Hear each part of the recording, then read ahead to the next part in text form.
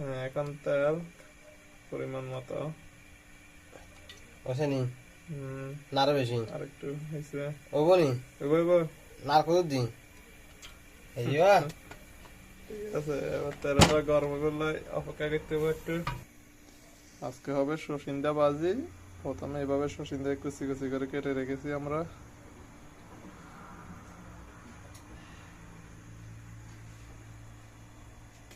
পেঁয়াজ পেঁয়াজ রসুন কুচি,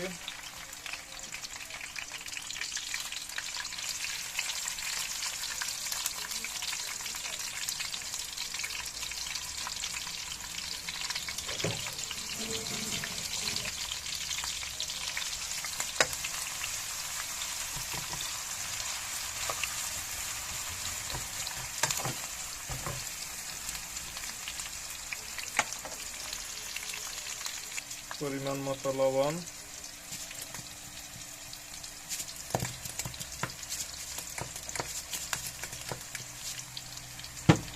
ভালো করে নাড়া নিতে হবে।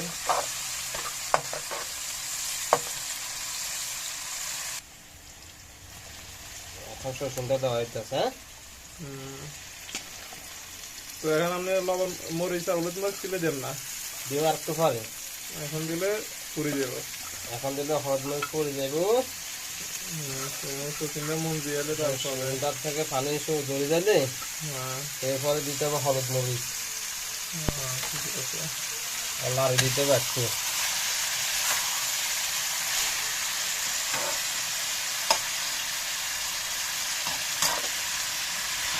রসুনটা তো আমরা পেঁয়া পেঁয়া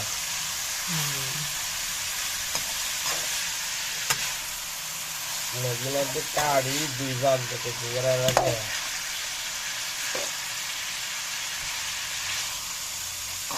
দিয়ে ডেকে রাখতে হবে যাতে সচিনটা বাফা হয় ভালো মতো সিদ্ধ হয়।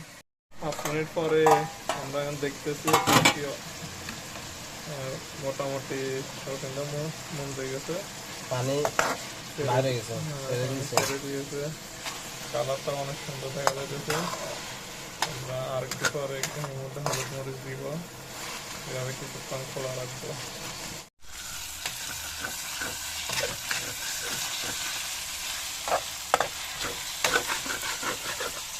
দেখুন কি সুন্দর কালার হয়েছে।